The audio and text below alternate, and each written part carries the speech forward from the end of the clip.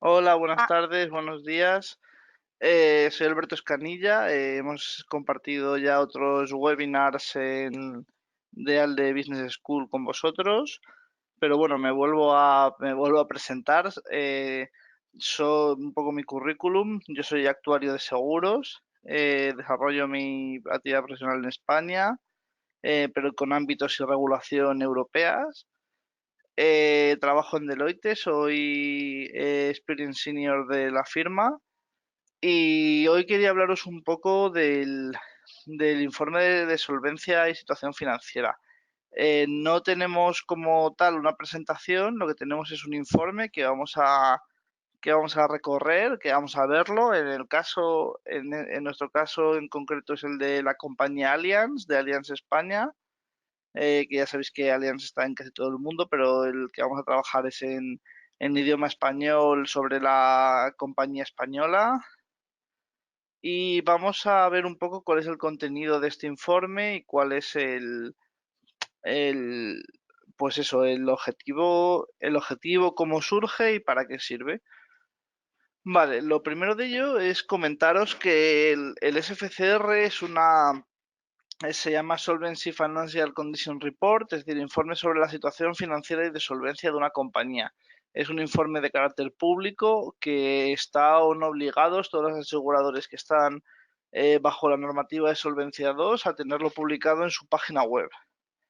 Es una herramienta de información al mercado, es decir, a todo el mercado conoce estos datos, y va en aras de mejorar la transparencia de la información de negocio de las compañías para inversores, clientes, eh, para hacer estudios de mercado y sobre todo para poner en valor toda esta transparencia y digamos la calidad del negocio. Vale, vamos a poner la pantalla completa para verlo. Y aquí tenemos el informe, que vamos a empezar a verlo un poco por el índice. Se divide en varios bloques. El primero de ellos es la actividad y el resultado, en plan comentan un poco cómo ha ido el año pasado, qué es lo que hechos reseñables, qué es lo que ha ocurrido, cómo ha ido creciendo en las diversas áreas, en vida, no vida, qué tal ha ido los rendimientos de las inversiones. Esto aquí es un poco tema libre en el sentido de que cada asegurador pone un poco los hitos más relevantes del año pasado. Luego, en el bloque B se habla del sistema de gobernanza, es decir, de cómo están las funciones fundamentales instruidas dentro de la compañía. Recordemos que las funciones fundamentales son la función actuarial, la función de gestión de riesgos, la función de cumplimiento y la función de auditoría interna. Y habla un poco de cómo todas ellas están interrelacionadas pues en estos bloques. El bloque C habla del perfil de riesgo, el D sobre la valoración, el E sobre la gestión de capital y luego tienen los anexos, que son los QRTs. Los QRTs son las Quantitative Reporting Templates, que sirven que son plantillas que son comunes a todos los aseguradores, a todos los mercados aseguradores europeos. Entonces se puede comparar pues balance, primas de unos, en plan, son requerimientos de información en forma de plantillas que lo piden los reguladores trimestral y anualmente para comprobar la calidad del negocio, la calidad del reporting y sobre todo hacer seguimiento al mercado. Vale, si queréis para empezar, eh, este, este informe empieza con pues eso, se presenta Allianz, constituida como sociedad anónima, tal, no sé qué, y dice los ramos en los que opera, es decir, cuál es el objeto de su negocio. Añade quién es su auditor, que es KPMG en este caso, y es importante y relevante el papel del auditor en el SFCR. El SFCR, digamos que que pone en valor ponen sobre un papel todas las requerimientos de solvencia. Entonces, parte de la información contable construye un un BEL, un balance económico y luego por fin un SCR. Entonces, lo que se hace con esto es que el auditor, hay dos tipos de auditores. El auditor contable, que es el que audita las cuentas, que eso tradicionalmente ha sido siempre así, y el auditor actuario, que es aquel que mira que la parte de Solvencia 2 esté adecuada. Entonces, es un papel global sobre este informe. Entonces, en el punto 2 comentan su resultado técnico, pues esto comentan aquella información que es relevante para las personas que tengan que invertir su dinero en esta compañía, estar protegidas por esta compañía. Entonces hablan, pues eso, de sus resultados por ramos. Aquí, como podéis ver en la figura 2, se ve el análisis por ramos de primas resultado y su variación contra el año pasado. Se puede sacar la variación de cómo han vendido y crecido unos ramos, de los resultados, de ver qué resultados son más potentes. Y aquí se hace un pequeño narrativo de ello. Entonces, igual aquí se hace lo mismo en vida, se hace una comparación del aumento de las primas por riesgo y ahorro. Ya sabéis que riesgo son aquellos seguros que cubren la mortalidad y ahorro aquellos que cubren la supervivencia. Y se habla del rendimiento de las inversiones, de cómo ha ido variando con respecto al año pasado, la valoración y los ingresos de los activos financieros. Vale, entonces luego hablan aquí de un tema contable que es la variación de las variaciones en el patrimonio neto. Como sabéis, la valoración que se hace de activos puede ir a pérdidas y ganancias o a patrimonio neto y es muy importante tener en cuenta este punto porque afecta directamente a los fondos propios y a la solvencia de la compañía. Entonces, por eso lo sacan de una manera relevante. Vale, adicionalmente, pues saca lo que llaman el ratio de solvencia. El ratio de solvencia es qué punto, cómo tan solvente es tu compañía. Está expresado en un ratio que es capital de solvencia obligatorio entre fondos propios admisibles. Y lo que se ve es que aquí tiene un 160%. El mínimo que tienes para que no te investigue la DGS, vamos, la Dirección de Seguros, tal, es el 100. Todo lo que esté por encima del 100 son entidades solventes. Y aquellas que tienen unos ratios muy elevados suelen ser entidades muy solventes, pero muy poco rentables. Esta es la manera de leer el ratio de solvencia de una compañía, salvo excepciones, por supuesto, pero en este caso veis sobre el capital de solvencia total y sobre el capital de solvencia mínimo. El capital de solvencia mínimo es un capital que es el mínimo mínimo para que no te intervengan. En este caso son 390.000 millones de euros, miles de euros, y ese sería el punto en el cual no podría bajar la solvencia de esta compañía. Vale, luego habla sobre el sistema de gobernanza. El sistema de gobernanza, lo que quiere mostrar aquí al mercado, la compañía, lo que se muestran aquí la compañía en el mercado es cómo tengo yo engrasado mi sistema de gobernanza. Es decir, tengo todas las funciones dadas de alta, tengo alguna externalización, tengo los comités correctos para llevarlas a cabo, tengo tengo una estructura suficiente para que estas funciones desarrollen su actividad independientemente. Entonces aquí habla pues eso de el papel del Consejo de Administración como el responsable último de casi todas las políticas de Solvencia 2, de los comités de dirección, de cómo la comisión de auditoría digamos, es la herramienta por la cual se hacen cambios, se llevan los issues a cabo, se llevan las reformas necesarias. Eh, Cómo funcionan los comités de Allianz Seguros en este caso. Y aquí te hace una pequeña estructura de gobierno.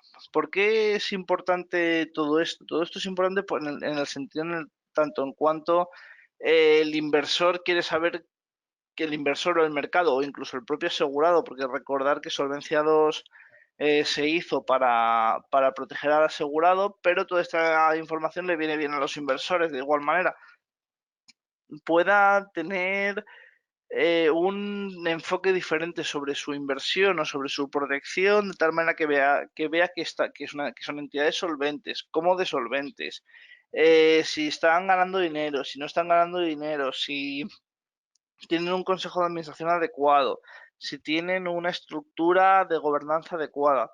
Y todo esto pues, pone de relieve en el sentido de que es importante para, para toda la gente que necesita invertir y conocer la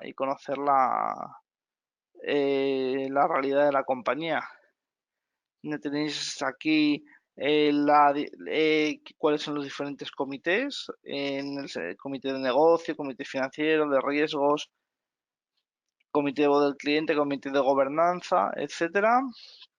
¿Y cuáles son las funciones fundamentales? Las funciones fundamentales suelen ser independientes de cómo trabajan, de, de la estructura tradicional de la compañía, y tienen que tener un acceso al consejo de administración. Entonces aquí muestra cómo tienen varias funciones de auditoría interna, de cumplimiento, de actualidad y de riesgos, y reportan al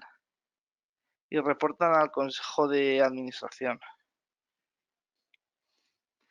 También habla cuáles son las políticas y la remuneración y las remuneraciones de los dirigentes de la compañía. Todo esto es un narrativo de cómo la compañía funciona, de cómo la compañía tiene establecidas unas políticas, de cómo la compañía es clave, tiene su estructura montada. Y es importante para el mercado en el sentido para ellas, para mostrar solidez frente al mercado.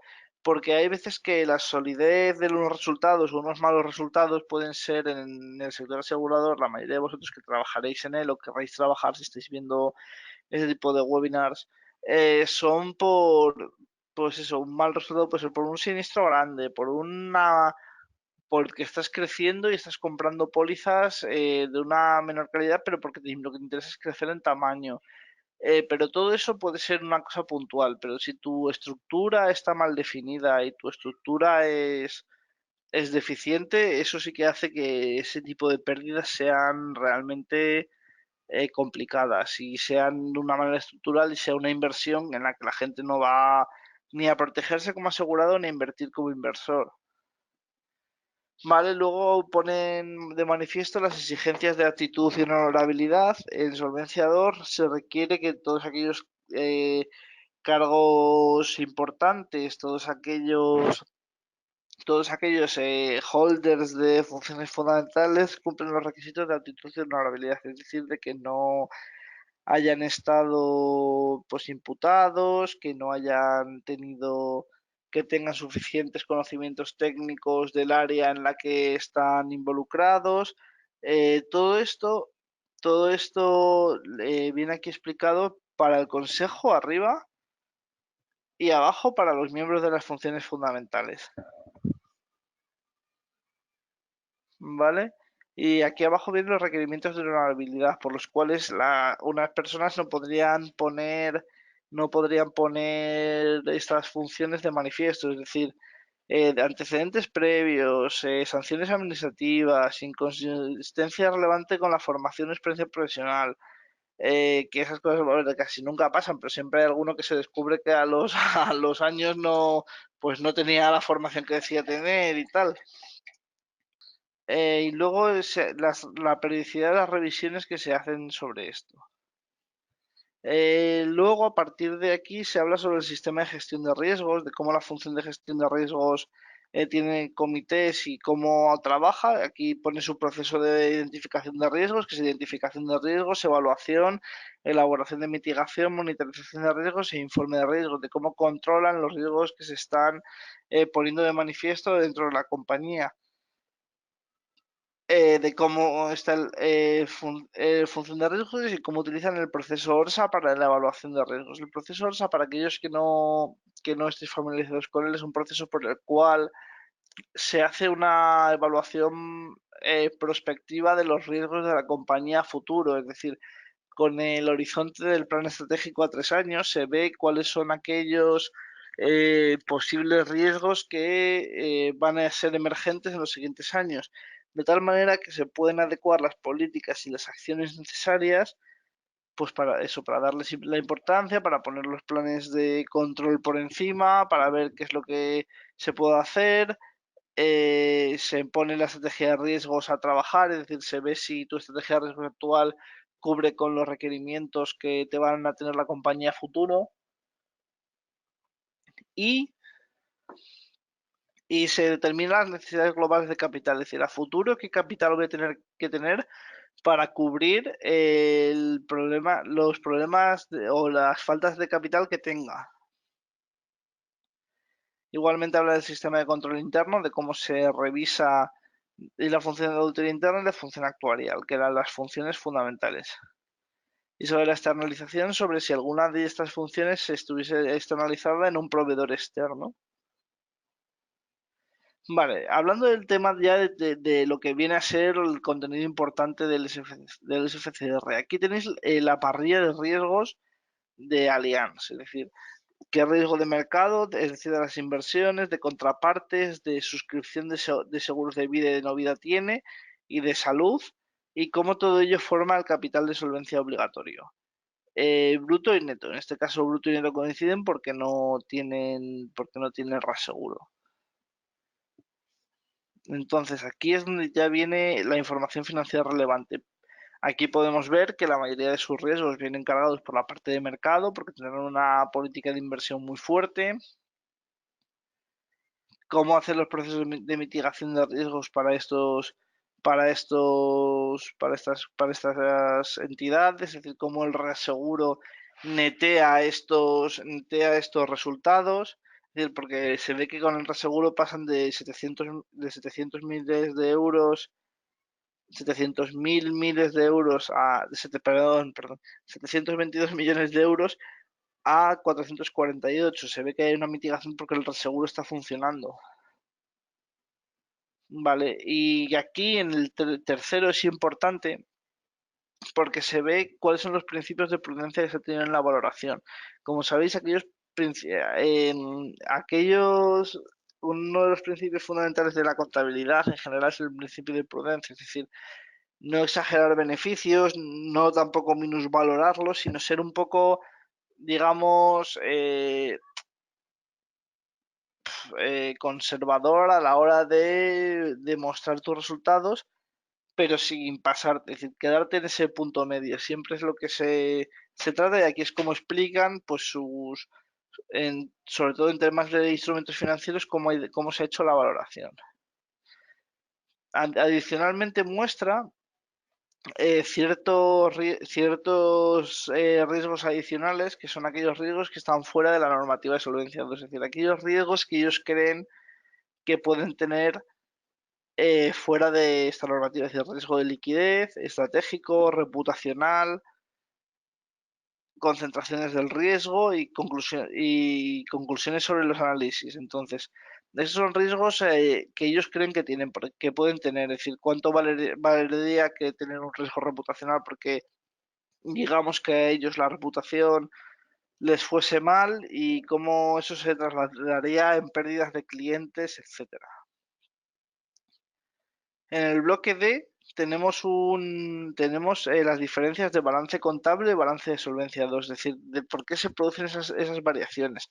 Va activo, activo, bueno, activo, activo, categoría activo, explicando estas diferencias. Por ejemplo, de cómo los activos intangibles, que sí que su valoración en plan contable español es esto, en balance de solvencia 2 se pasan a cero, cómo las inversiones, de valorarlas a vencimiento hasta valorarlas a mercado, cambia su valoración hacia arriba.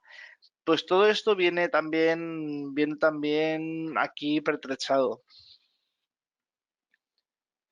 Y lo desglosa sus inmuebles, sus participaciones, disculpar, Es el tratamiento que se hace a los bonos, el importe de los recuperables de reaseguro, ya sabéis que son aquella parte que pasa del pasivo al activo porque existe un contrato de reaseguro que te cubre. El tratamiento que se hace de las acciones propias. Luego está la valoración de las provisiones técnicas, compara, en las que enseña cuál ha sido los análisis de la misma, porque cómo han sido ramo a ramo, es decir, en seguros de responsabilidad civil de vehículos de motor, de otros seguros de automóviles, de seguro marítimo, incendio, etcétera, etcétera, y de cuál es la provisión total, cuáles son las bases, métodos, hipótesis utilizadas, aquí arriba, cómo se ha hecho, con arreglo a qué norma se ha hecho. Lo que yo quiero que os quede más importante de este webinar es que toda esta información que se vuelca en los informes de SFCR es una información que viene muy explicada, muy autoexplicada, muy completa.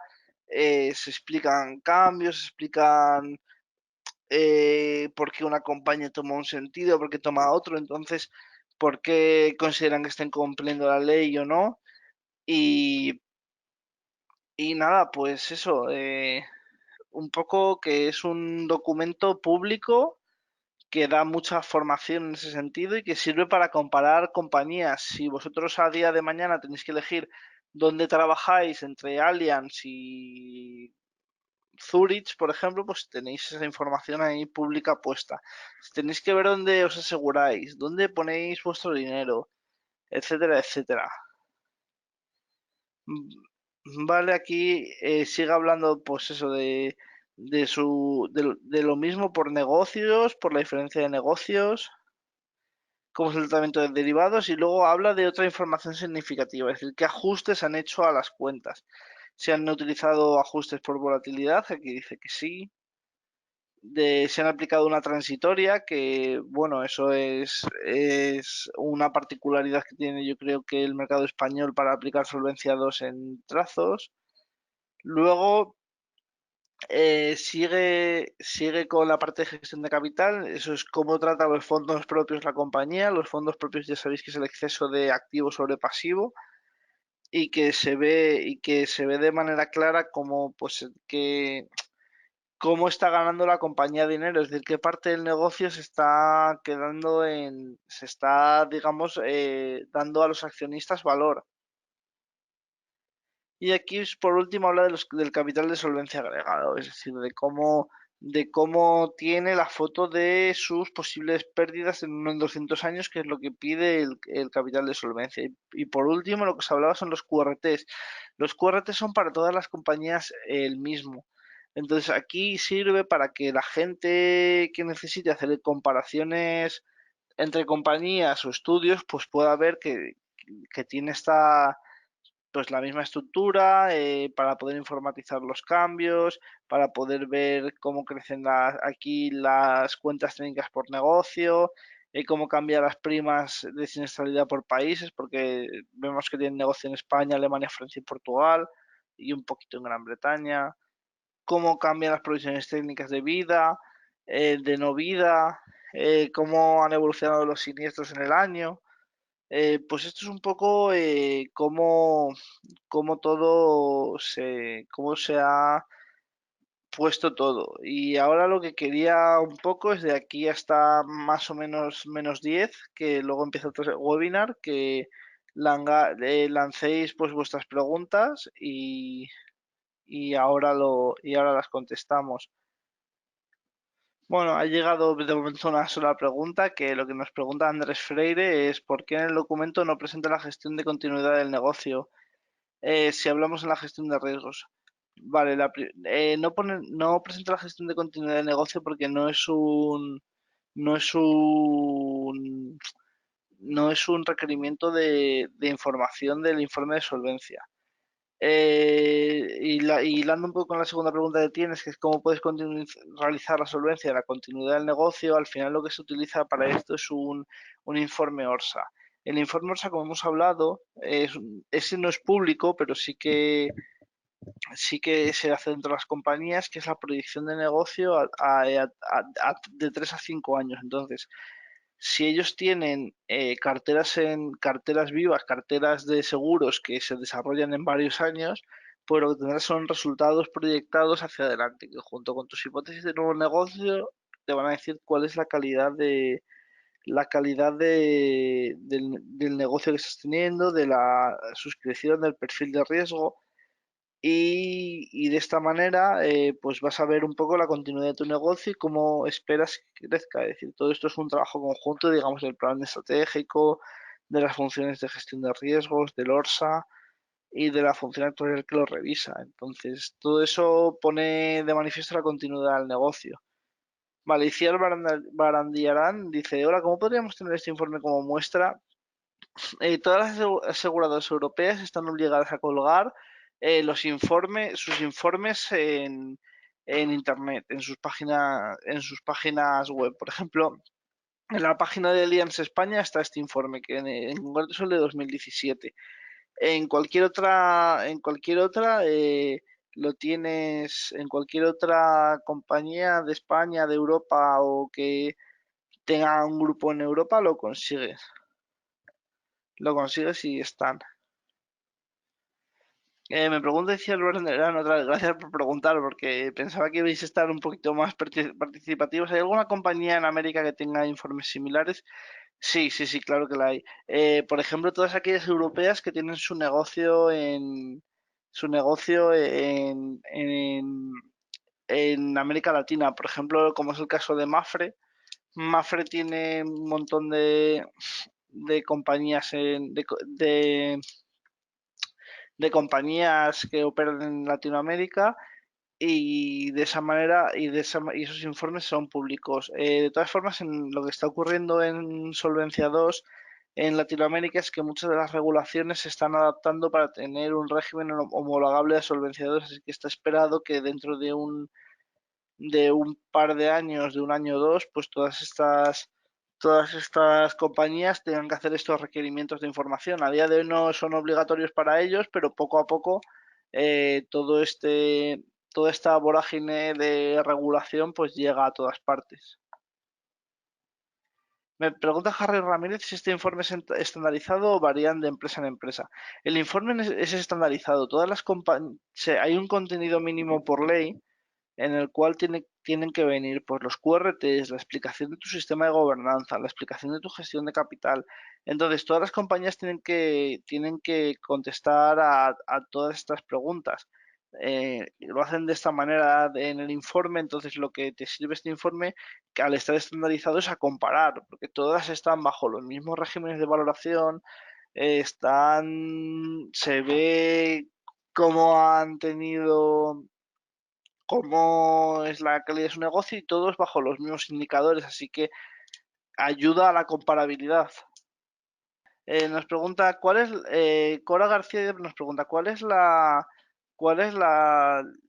ley que los regula. ¿Es alguna norma internacional? Sí. En Europa es la Directiva de Solvencia, la Directiva 138 del Parlamento Europeo.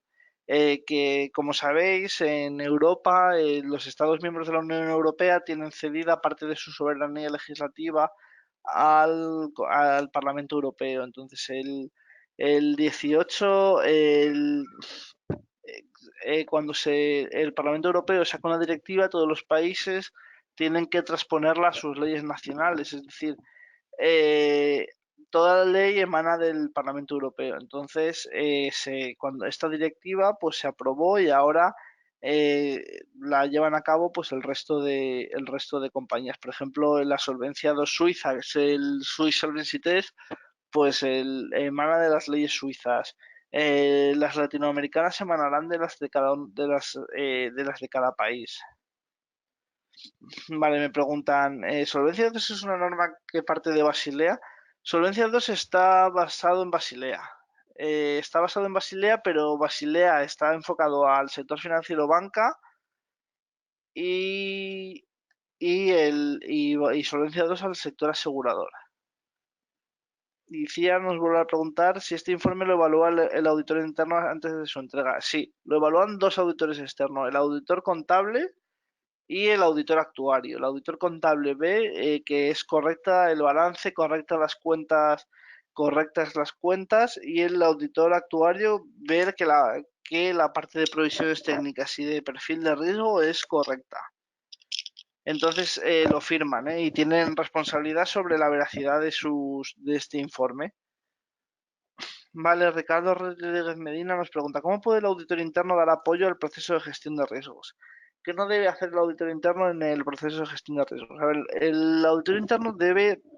el papel del auditor interno respecto a la gestión de riesgos sería más la revisión de los estándares y procedimientos que tienen los departamentos de riesgo que la identificación de riesgos en sí.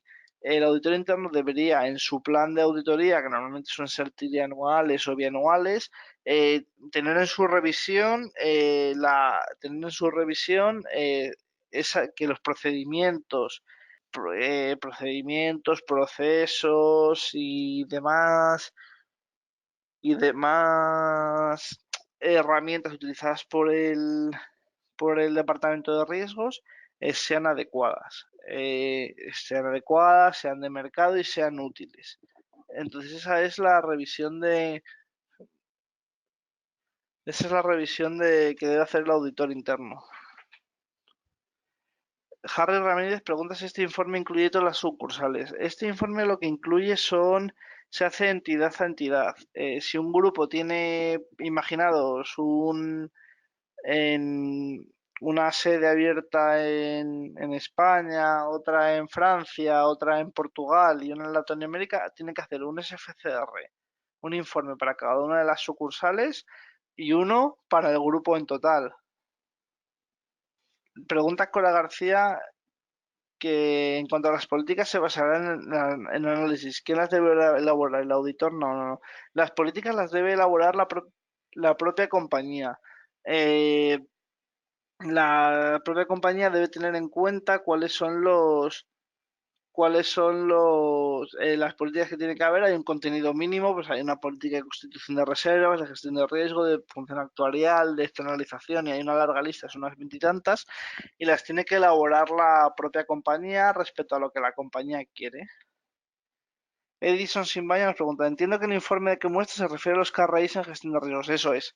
El informe que muestra enseña los KRIs eh, y aparte y aparte muestra la valoración también. Es como un poco muestra el origen y digamos los ratios iguales que te saca.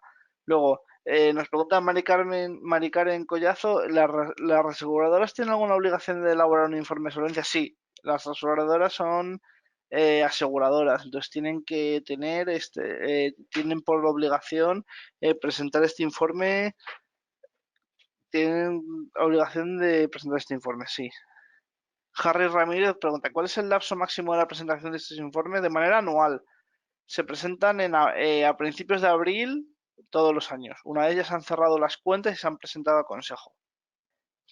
Pues bueno, parece que ya no se están haciendo más preguntas. Hemos acabado unos 10 minutillos antes de lo que me habían dicho de acabar, pero bueno, pues nos despedimos. Ha sido un placer teneros aquí atentos, y muchas gracias por vuestra atención. Y ahora me han comentado que a las 7 comienza otro webinar de ALDE, que espero que sea interesante para todos vosotros como lo haya podido ser este. Pues muchas gracias a todos y feliz año.